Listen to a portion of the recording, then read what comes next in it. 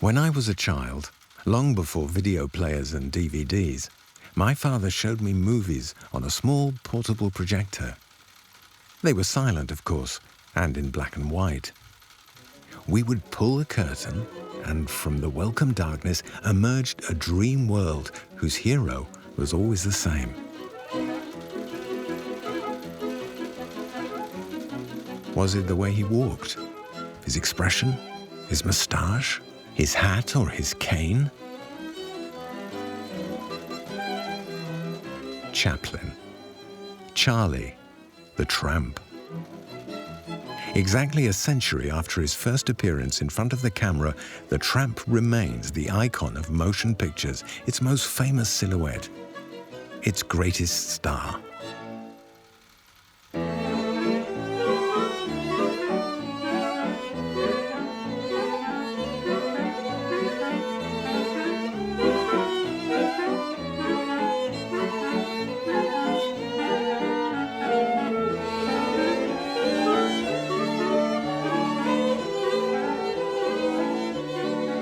Between two bursts of laughter and a jig, Chaplin ushered movies into the modern world and put a shine in the eyes of millions of spectators. From the street urchin of Dickensian London to the royalty of Hollywood, this is the incredible but true story of a little man who became immortal by becoming a tramp.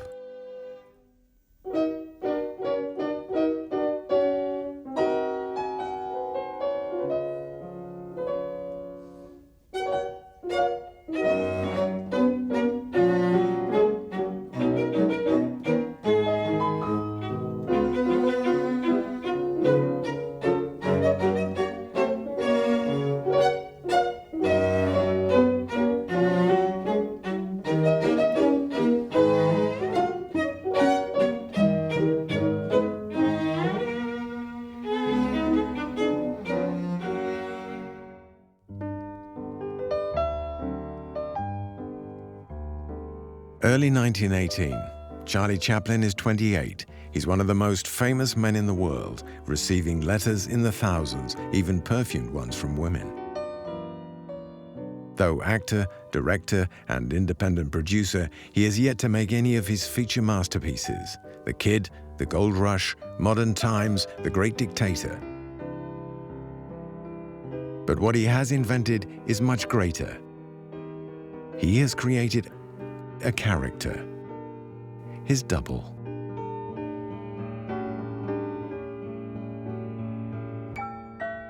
And if one day Chaplin became the tramp, it wasn't quite by accident.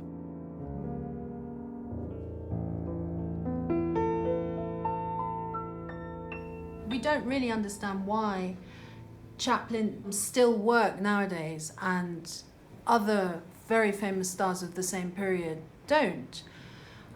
There are many theories, and I'm sure it is a mixture of everything. He was incredibly talented, obviously, and he worked really, really hard. But it's also the fact of where he came from. Stephen Weissman says that people who come from very unhappy upbringings, either they turn into adult disasters, or they end up being really amazing at what they do. In psychologist terms, that's apparently called an invulnerable. And I think Chaplin was one of those invulnerables. Charles Spencer Chaplin was born on the 16th of April, 1889, in one of the poorest quarters of London. At this time, England was the world's greatest industrial power, over which Queen Victoria had reigned for more than half a century. An austere era that left little place for leisure and entertainment.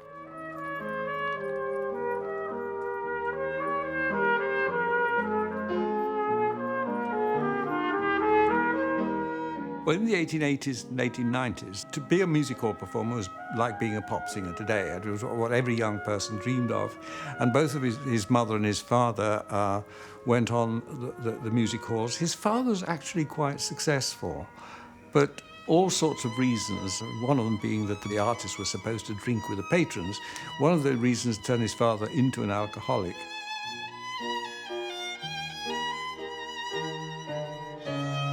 His mother never really made it. She must have had some talent, but the poor lady lost her reason and spent the rest of her life in institutions for insane people.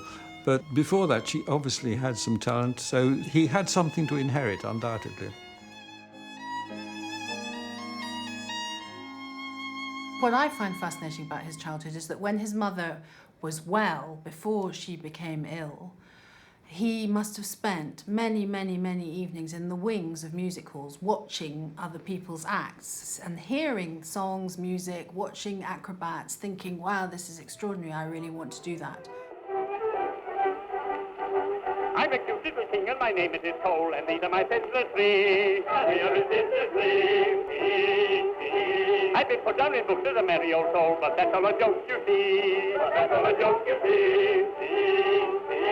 I've crossed the night rabbit, I'm morbidly rapid, I'm filled to the muzzle with bile. Another man's jest is a thing I detest, and I've never been known to smile. All musical salads and popular ballads are set me to squirming in pain. If I find the offender a pig for the gender, you bet it won't happen again.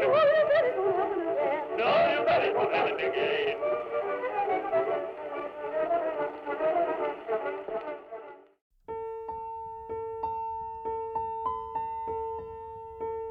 So young Charlie had models for inspiration.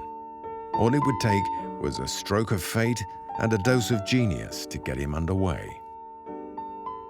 Charlie told this story often, and it never changed. I think it must be absolutely true. He said that when he was about 5, he was with his mother. His mother's career was obviously fading, and she was singing in a military barracks theatre. And Charlie was in the wings, and his mother's voice broke down. She couldn't sing anymore. And how it happened, one doesn't know. Did she pull him on? Did he go on and volunteer? But on went this little boy and sang a song. And apparently it was a great success. So the audience were very pleased, and they threw coins onto the stage. And so he stopped, very characteristically, he stopped the act and picked up the coins and then sang them another song.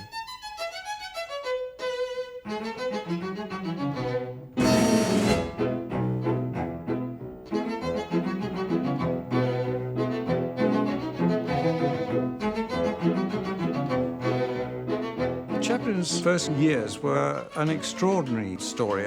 Most children would simply have given up and died, but somehow this child survived this. He saw his mother lose her reason. He saw his father become an alcoholic. Very often they were so poor that there was no food, there were no clothes. He spent part of this time in homes for destitute children. So it was a terrible life. And then, incredibly, at the age of 10, he goes to work. He gets a job in the music halls in a troupe of child performers, the 8 Lancashire Lads. The 8 Lancashire Lads, it sounds like an odd thing, 8 little boys clog dancing and singing, but it was obviously a very popular act, and they did get good bookings.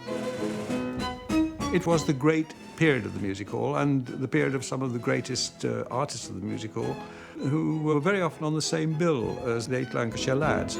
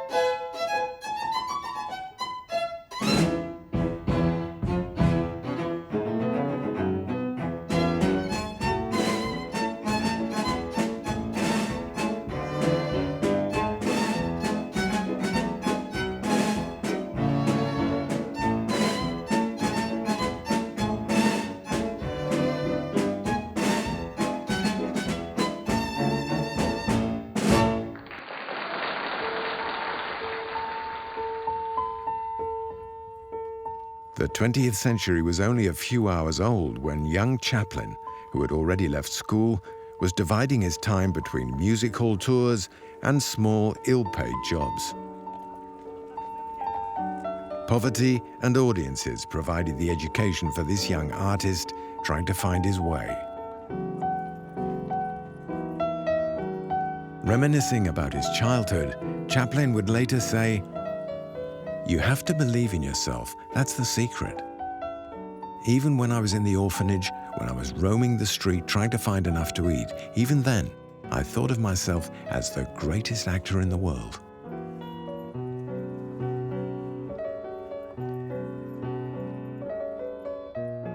To survive, he could best count on his half-brother, Sidney, 4 years his senior.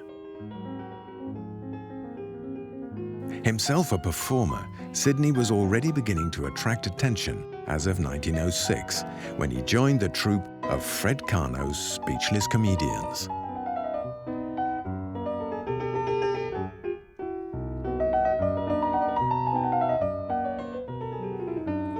Fred Karno was a comedy impresario who you can compare in a way to Max Sennett at the Keystone Studios. He was a bit of a rascal, and he wasn't very attractive, and he was a bit sadistic, and he was a bit cruel, but he had a wonderful sense of comedy. One thing that is obvious is that everybody who worked for Fred Karno ended up being completely brilliant at roller skating, acrobatics, turning themselves round. I mean, just they learned the most extraordinary skills. I suppose because they just must have rehearsed and rehearsed all the time, and then they were performing all the time.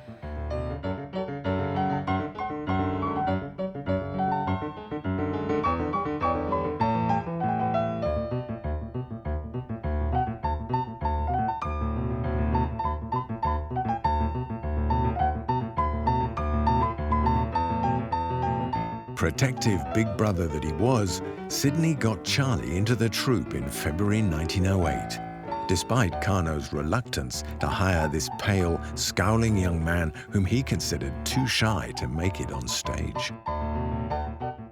For 3 years, in show after show, Charlie perfected his pantomimic skills. His name steadily rose to the top of the bill, where it finally eclipsed those of his displeased colleagues. Chaplin was just 19, and his destiny was now well in hand.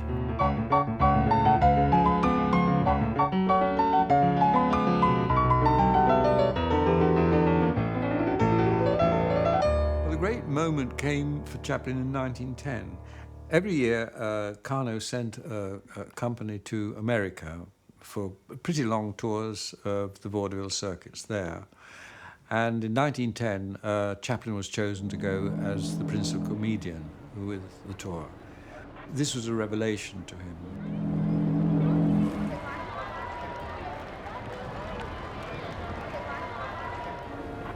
Among the other comedians on the circuit was the young Stanley Jefferson, who would also find fame in a few years under the name Stan Laurel.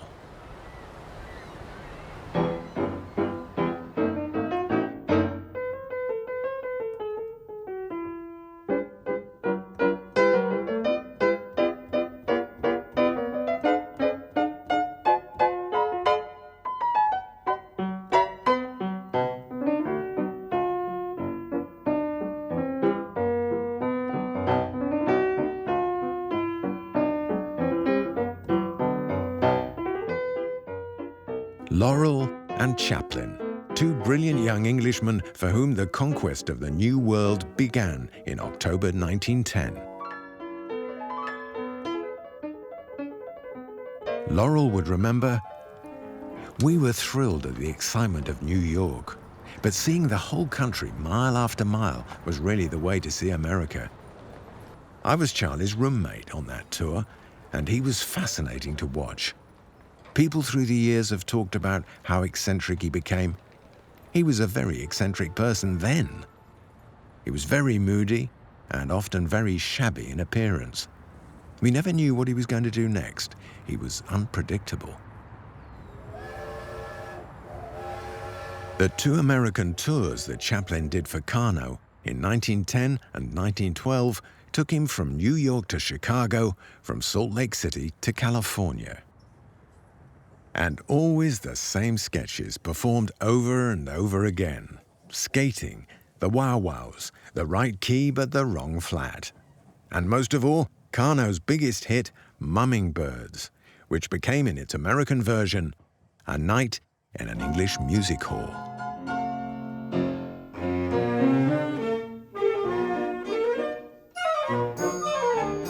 Chaplin was superb in the role of a drunk who disrupts the show, a character for whom he would always keep a soft spot.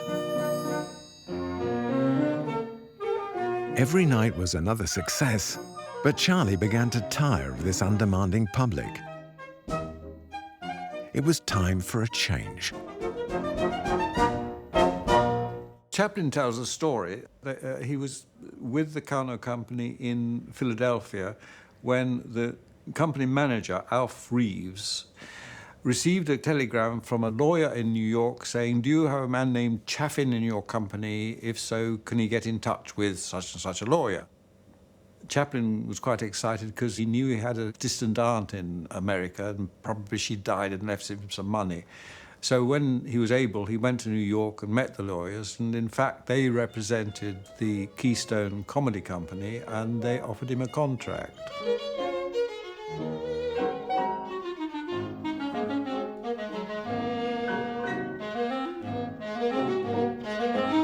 The motion picture at that time was a working class activity. And when I say working class, if you can imagine you went into the theatre, the first thing that hit you was the smell of disinfectant. That wasn't just for the body odour, that was for the insects.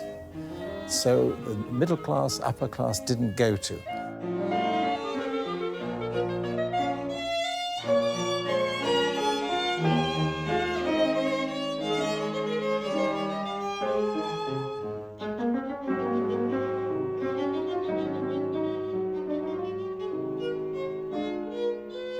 When he first got the famous telegram from Keystone's lawyers, he found out that he was going to work in film. He thought he was going to be a dramatic actor, and he thought, at last I'm going to be able to play Hamlet or tragedy or something like that.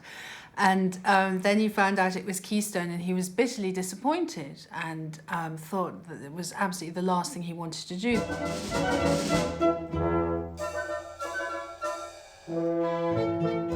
The Keystone Film Company, founded in 1912, was managed by Max Sennett, a former Canadian steamfitter, now turned actor, director, producer. His studio was a veritable gag factory, the movie equivalent of a vaudeville company.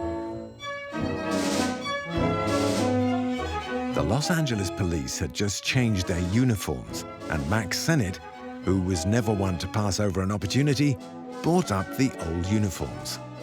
Thus was born the inspired frenzy of the legendary Keystone Cops and their wild chases.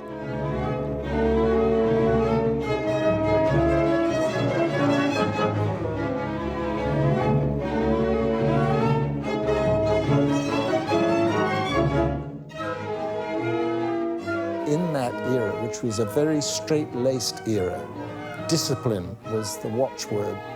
People worked through fear a lot of the time. And if they could see a policeman being kicked up the rear, that was something they never even imagined. And to see it done very amusingly was tremendous. In the teens, people went to slapstick just because it was slapstick. It was the most commercial kind of film made at that time. Sennett comedies mostly followed the same basic formula. The films had to keep moving and leave the audience no time to catch its breath or make any critical comment.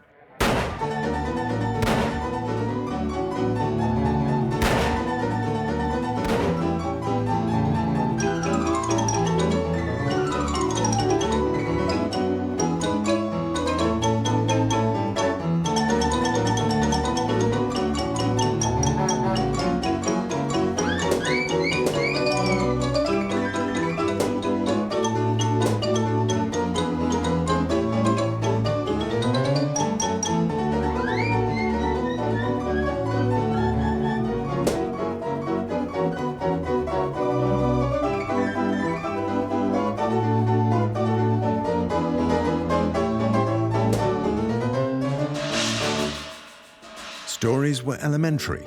Starting with a simple idea, incidents piled up until the final chase. No sooner was one film in the can than the next one was underway.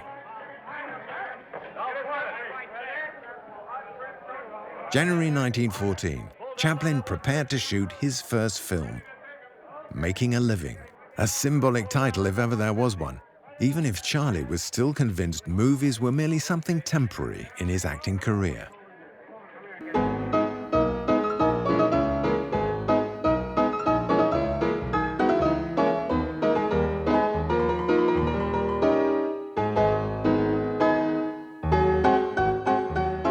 Wearing a droopy moustache, a waistcoat and a top hat, Chaplin played a fake dandy, a penniless conman bent on outdoing his rivals.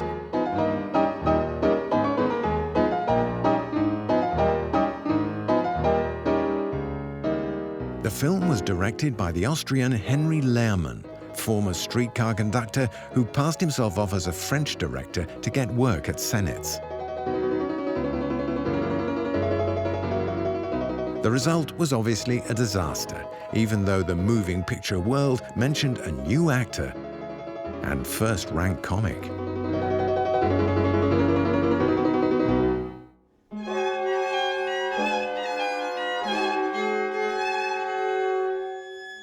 A few days later, Chaplin began his second movie, Mabel's Strange Predicament.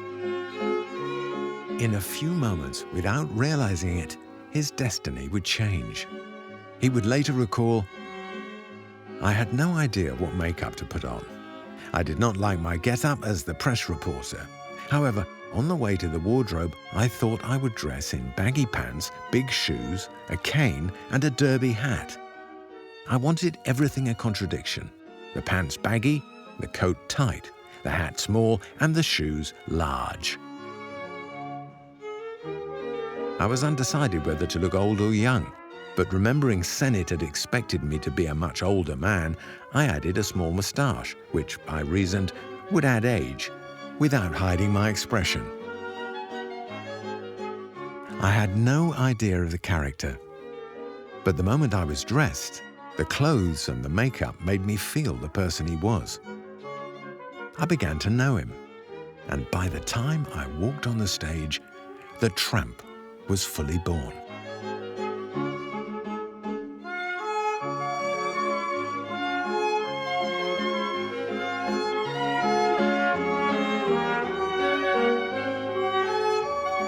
Legend has it that he no sooner arrived on the set than Chaplin had everyone in stitches.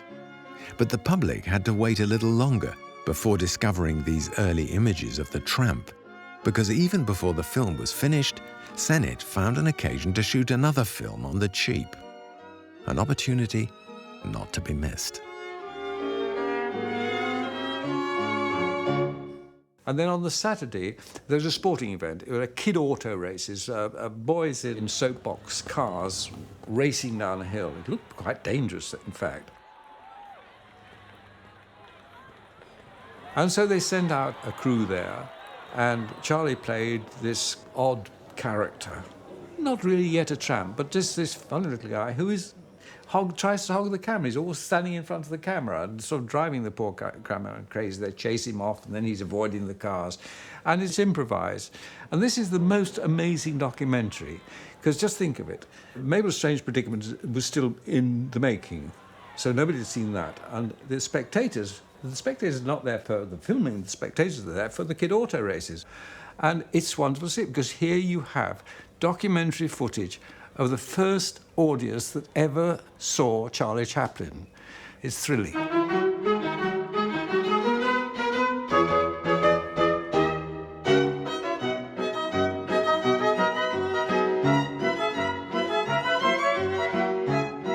Chaplin made 35 films in less than a year for Senate. Often slapdash, but even the least of them had moments that anticipated masterpieces to come. Watching them today, we see rough drafts of Chaplin's character. But for audiences of the time, these appearances had the effect of bombs.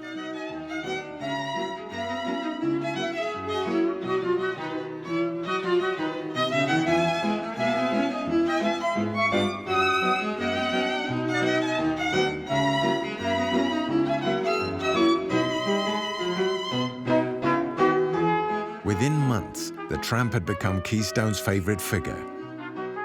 The public couldn't get enough of him. Neither Senate nor the Keystone owners nor Chaplin himself had foreseen such success. But Chaplin's idea of comedy wasn't Sennett's. He couldn't stand the vulgarity of the chase films. But it was the Keystone style it had to be put up with, for the time being.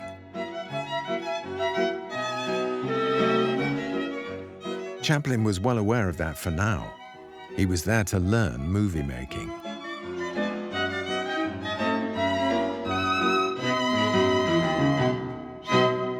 After a few months, he realized how interesting the camera work was and how he could develop his films that way. And so he didn't so much mind having to do comedy because he wanted to concentrate on the equipment and the cameras and see how far he could go with that, which is quite ironic when people have always criticized Chaplin for his lack of camera work or his lack of technique and stuff. But at the time, that was what he was interested in. I think there was certainly no love lost between Chaplin and his first directors, because they did come from different worlds, and he wanted time, they wanted speed. He wasn't very happy working under anybody else's direction. I mean, the happiness in the real film career begins when he directs himself.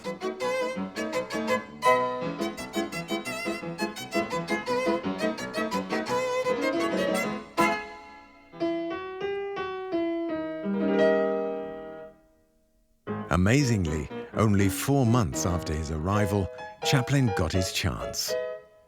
He was now allowed to direct his own pictures.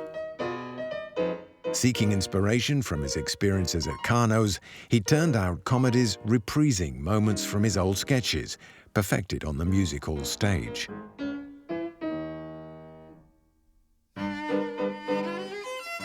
September 1914. Chaplin shot one of his greatest Keystone successes, Dough and Dynamite. Inspired by a baker strike, the film was shot in 9 days as a 2-reeler. A Keystone super production, it cost $1,800 as opposed to $1,000 for an ordinary film. Ignoring Sennett's advice to cut and tighten the rhythm, Chaplin constructed the film as he saw fit.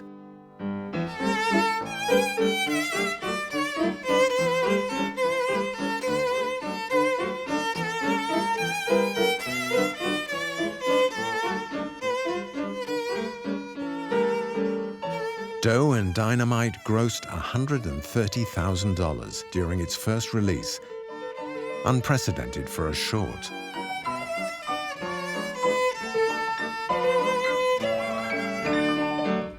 The films he made at Keystone are very interesting because, in a way, this is his school. But he was not only learning about filmmaking, but he was discovering this character. He and the character were discovering each other.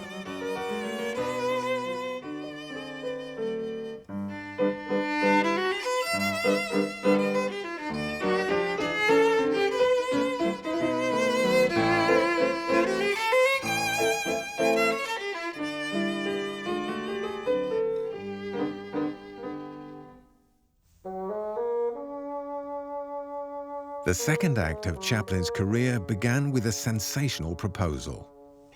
In 1907, Charles K. Spoor, a businessman, and Bronco Billy Anderson, an actor in westerns, had created a production company named after their initials, S&A. S&A, Spoor and Anderson. S&A's proposal was simple.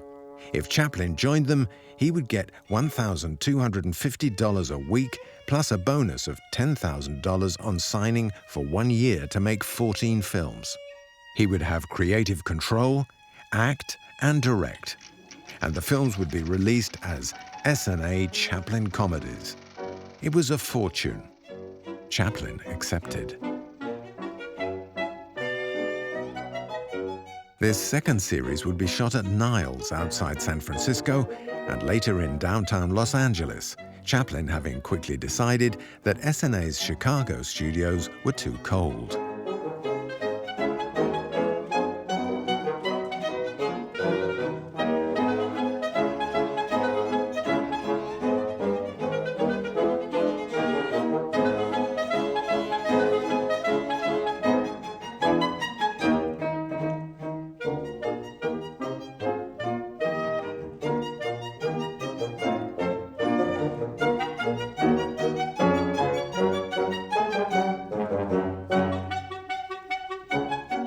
The first SNA films still bore traces of the Keystone manner. But the films and character evolved, and the marketing was also quite different. As the posters would have it, Chaplin's films were no longer mere movies, they were comic art. But most of all, the Chaplin business was becoming a phenomenon.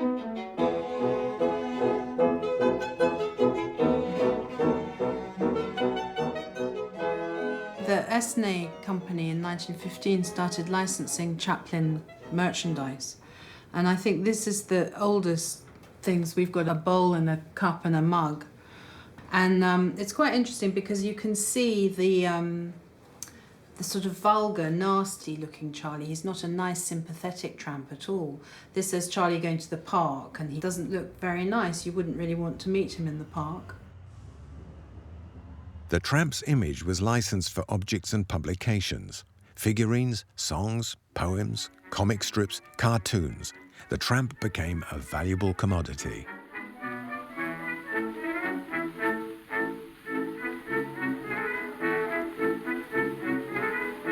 There's a funny man I know who gets all the people's dough. He works in a movie show, Mr. Charlie Chaplin, dancing in the cabaret is a thing of bygone days. He's the latest and the greatest craze. Those Charlie Chaplin feet, those funny Chaplin feet. When he comes down the street, he makes the cops flop. They chase him round the town, and auto knocks him down. Poor Charlie, 20 times a day they spill him, but they never kill him like a bug. He gives the gals a hug, and when he stubs his toe and bangs his nose, you tumble from your seat. Whee! One fat lady that I saw got a dislocated jaw, laughing at those Charlie Chaplin feet.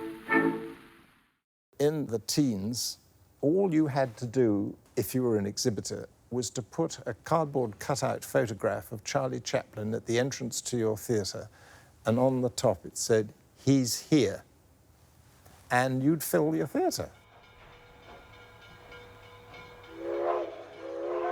Chaplin was so involved in his work that he was one of the last to measure the scope of his popularity. In his autobiography, he relates how during a train trip he saw crowds growing from stop to stop and thought there must be a celebrity aboard before realizing it was him they'd come to see.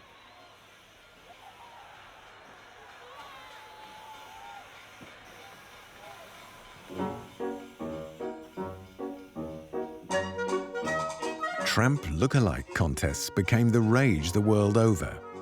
They say that Chaplin took part incognito in one of them and came in third. The tramp now belonged to the popular imagination like Pierrot or Arlequin. But more than the costume that could have been worn by a million vagabonds, what was unique about Chaplin was his walk.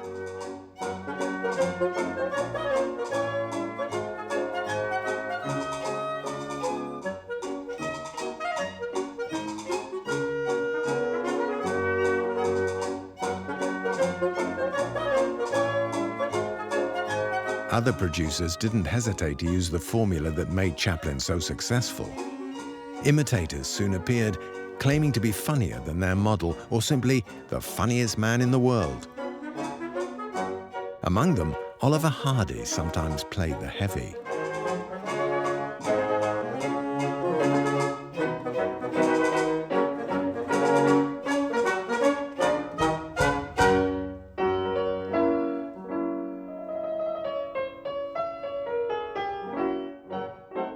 Because the Chaplin tramp films were so financially successful, many people started copying them.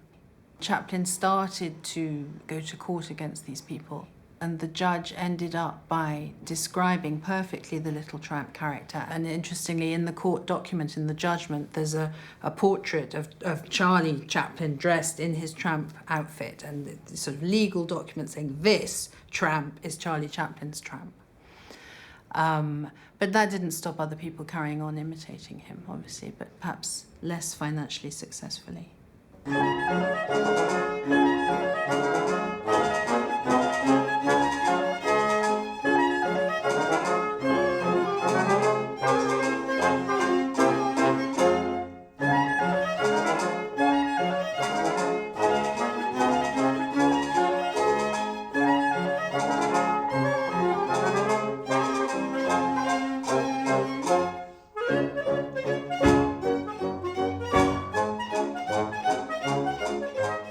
Chaplin stayed way ahead of these insipid copycats. His plots had become more layered and subtler.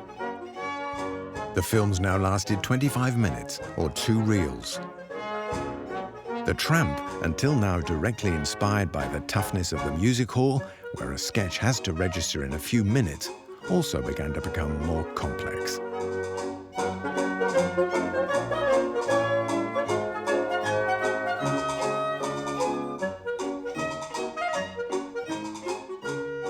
I'm sure that his stage experience and learning about how people laugh on stage and waiting for the laugh and knowing the timing was completely essential in his film work, because he must have known from performing live, he must have known in his films when people were going to laugh. So he would do a gag and then leave a little time for them to recover from laughing before the next gag came. And he must have edited his films with live laughter in mind.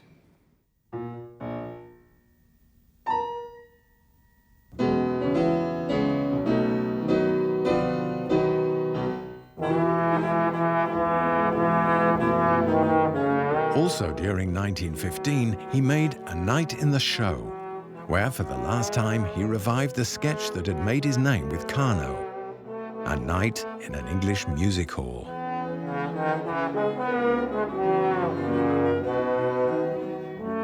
He played the drunken dandy, as he had on stage, but added a second role, a tramp in the balcony who bombards the third-rate vaudeville act with everything that comes to hand.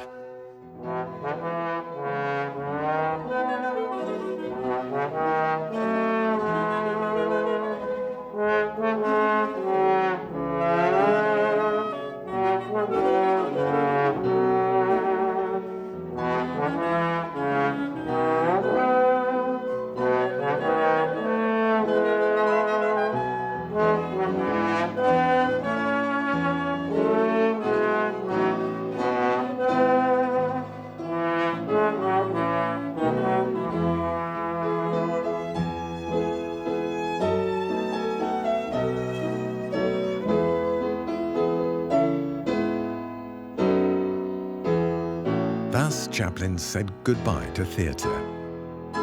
He would now belong entirely to the movies.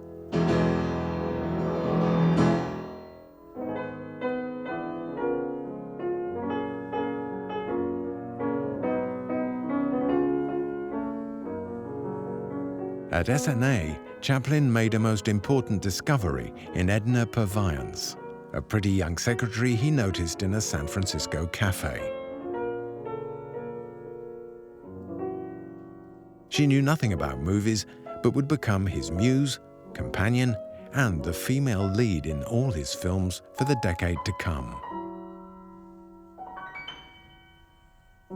Edna Purviance is interesting, isn't she? Because she's very different from the Keystone female stars. Going on to SNA, he must have realised the need for his character to develop more sympathetically, and therefore he wasn't looking for a skinny little kicking in pants woman. He was looking for a more romantic woman, and she really does have the most amazing face, doesn't she?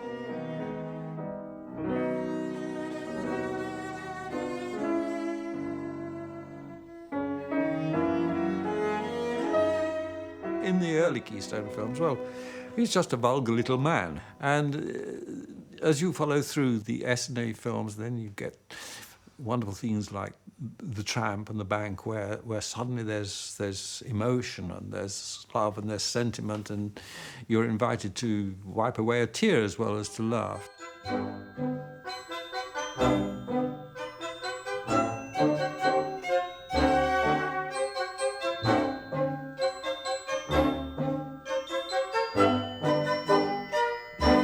After several months, Chaplin was bored in Niles. He missed city life and persuaded his employers to rent the majestic studios on Fairview Avenue in Los Angeles, where he would complete his contract at the end of the year. But before leaving Niles, he made one of his signature films, The Tramp.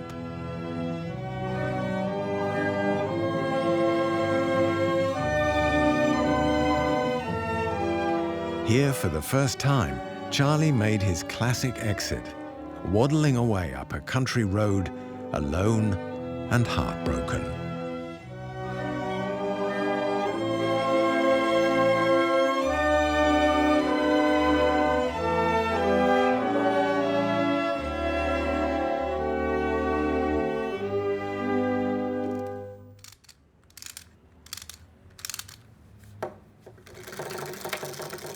In December 1915, the time had come for Chaplin to leave. His contract with SNA was expiring. His popularity had never been so great, his enthusiasm and ambition so high. It was the moment for a new adventure. Chaplin fever was only just beginning.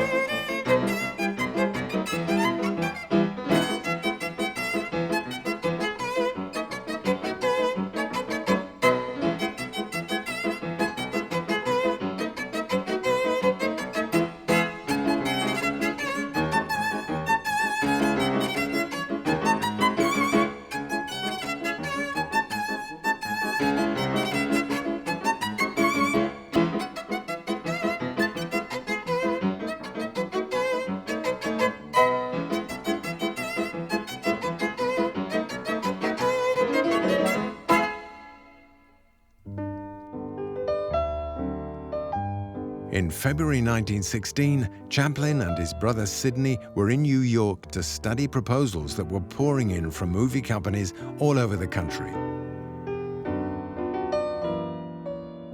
None came anywhere close to the offer from the Mutual Film Corporation, which hired the greatest movie star for the unheard-of salary of $10,000 a week, with $150,000 bonus at signing.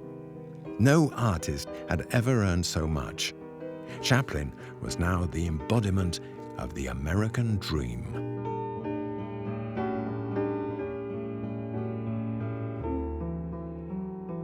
When Mutual paid his salary, they actually reproduced the checks they were paying him and published them in the newspapers and stated, apart from the war, Chaplin is the most expensive thing in history.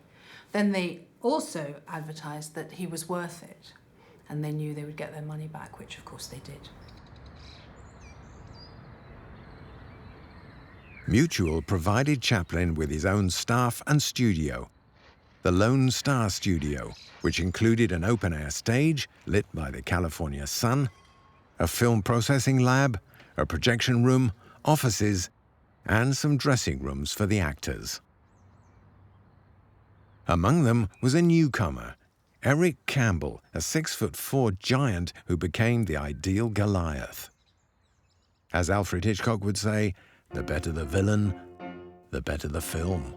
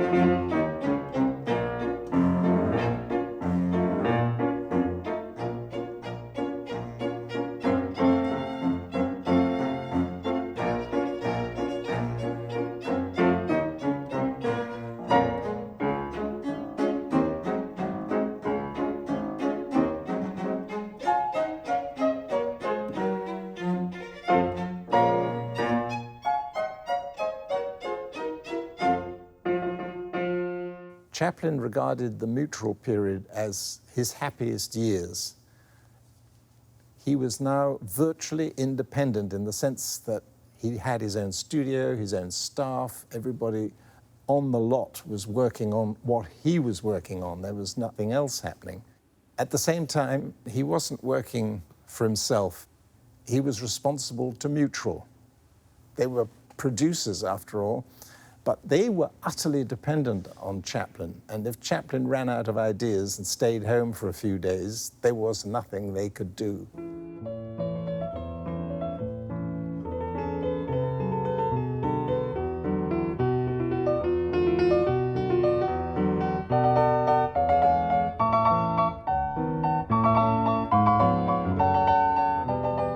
Chaplin was expected to deliver a film a month, which didn't seem impossible considering his pace at Keystone and SNA. But Chaplin's work method was now entirely different. Charlie was not part of the commercial world that produced film by the foot without being concerned what was going on in the audience. He knew what his public liked. He knew the sound of its laughter. He was going to take his time and give the best that was in him.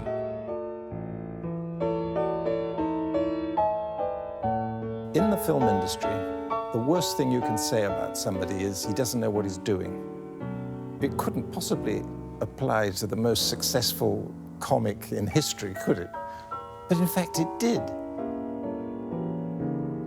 When he started a comedy, he didn't have a script. He didn't know what he was going to do. In other words, he went on until it worked, and then later on decided whether it was going to be in the film or not.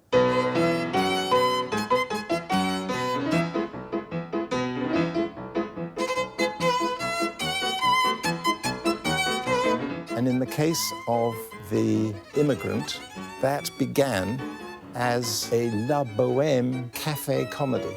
Nothing to do with immigration or anything else.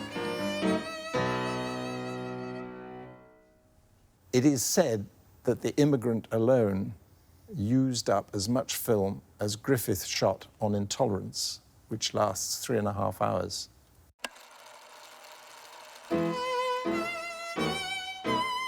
Abandoning the idea of La Bohème, Chaplin thought up a new situation.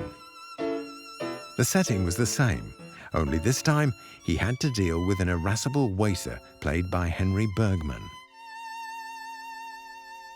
A waiter who knew how to command respect when the customer couldn't pay.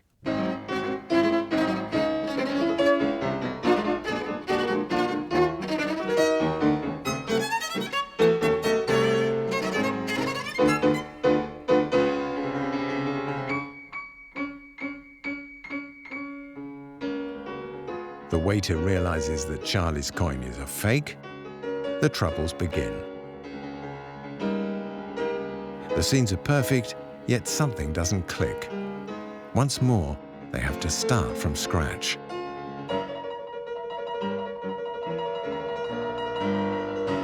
This time, Eric Campbell plays the waiter. Clearly, he's the ideal menace the film needs, capable of inspiring fear by his mere presence, and thus enriching the plot with new gags.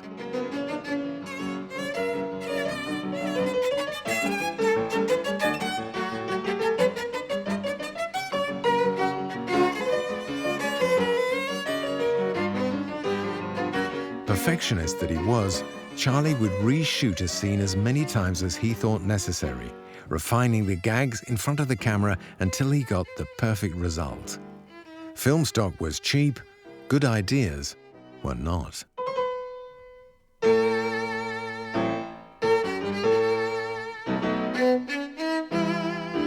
In the end, hours with the crew, endless improvisations, and miles of rushes provide several minutes of grace and sheer genius.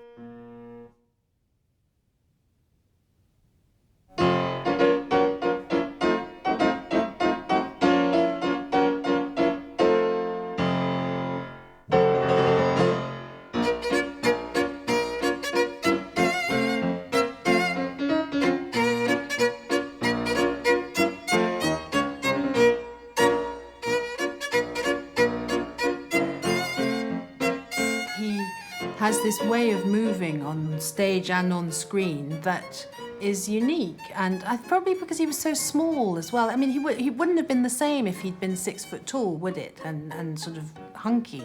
He wouldn't have had the same grace or the same agility or the same capacity to do what he did. And all women fell madly in love with him. He could not help moving marvellously. He couldn't help doing things with grace. I think it was quite a moment for him when he met Nijinsky. Nijinsky was in Los Angeles and visited the studio, and he sat there watching him actually making Easy Street and watching him with great solemnity. And at the end he said, "You're a dancer," which is thrilling for Chaplin.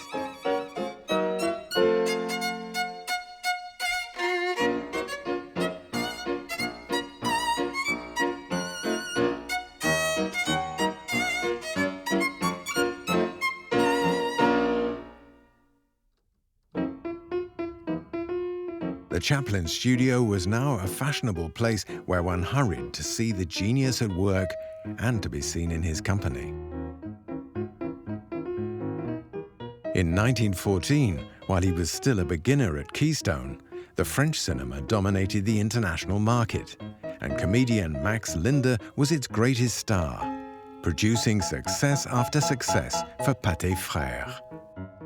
While shooting his last film for Mutual, Chaplin received a visit from Linder, whom he considered one of his mentors, a meeting that more than anything else symbolized his incredible success.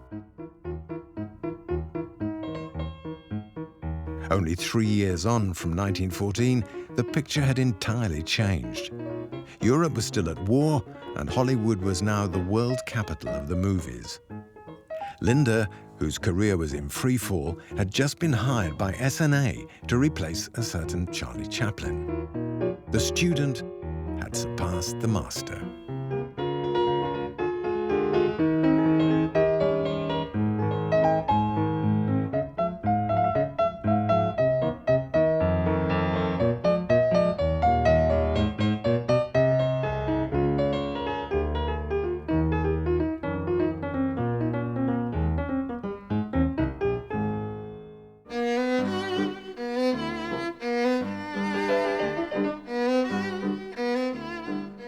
Chaplin said in his autobiography that his time at Mutual was the happiest of his life.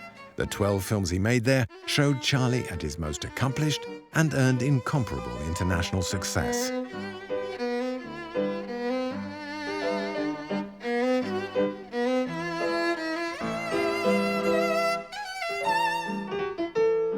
Of course, some whiners were to be expected, as witness a letter addressed to the heads of Mutual by an Ohio exhibitor. Sirs, last night we screened your film The Rink with Charlie Chaplin. The uninterrupted laughter and the hilarity and shouts of the audience literally destroyed part of our theatre. Your film is a menace to cinemas and to real estate in general.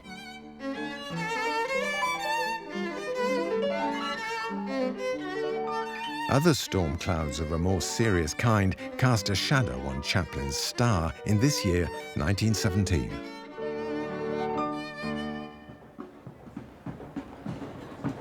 The United States had just entered the war, and the good souls could not understand why Chaplin, a British subject, had not enlisted. Charlie responded that he was prepared to answer his country's call and that he had solicited no exemptions of favors, which his embassy confirmed, adding, "Chaplin can volunteer when he wishes, but he is just as useful for England when he raises lots of money for the war effort rather than serve in the trenches."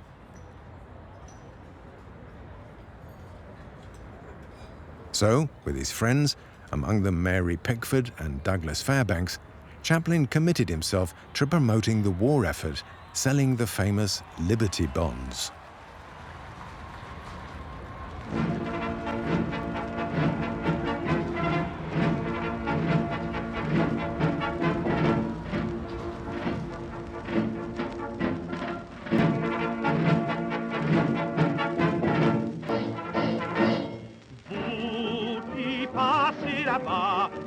The image of the tramp on screens also provided comfort to the troops. The light and joy he brought them meant more than if he had swapped his worn outfit for a uniform. Charlie knew his most powerful weapon was laughter.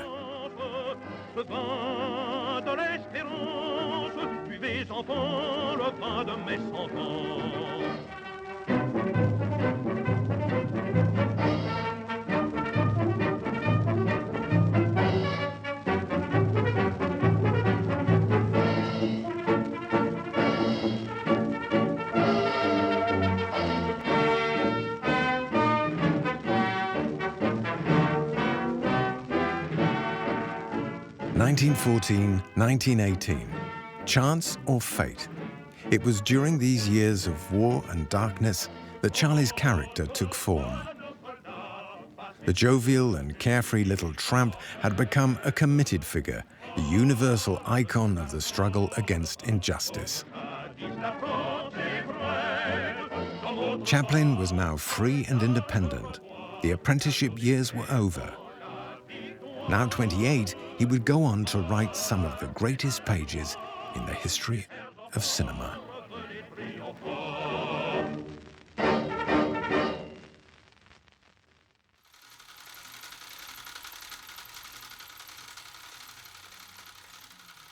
What became of Chaplin's early comedies, which were so innovative and which made the whole world laugh? Whether as home movies or in countless reissues, they have never totally disappeared from screens. But Chaplin didn't produce these films and had no control over their distribution. Without anyone to preserve them and oversee their condition, they seem to have lost quality with each reprinting. Most prints are now mediocre, sometimes out of focus, shortened, re-edited. Often, the soundtracks are hardly more flattering.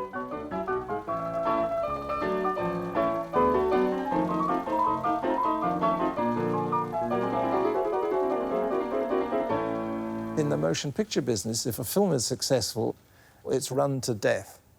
And the projectors were not kind, nor were the projectionists. Consequently, it's covered in scratches, bits are missing, and the more you show it, the worse it gets. So Chaplin films survive in all sorts of quality, but only recently have people taken the trouble to try and get back to something approaching the original photographic quality.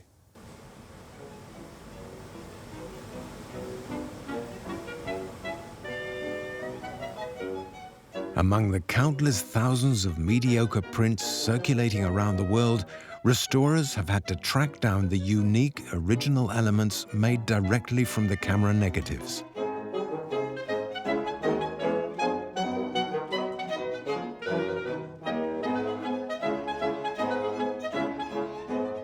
Of first-rate quality, they've been repaired, treated, digitized, then compared, completed, stabilized and restored frame by frame. A titanic labor to erase the ravages of time.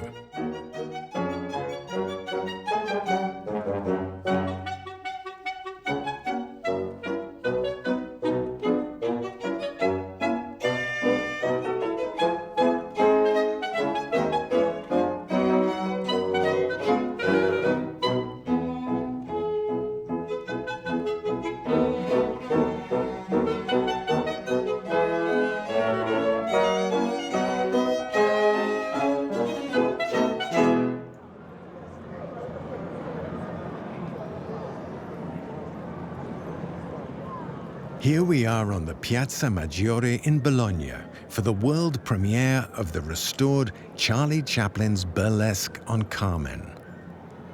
For the first time since 1915, the film is resurrected and shown as Chaplin conceived it. Except that this time, the screening is digital.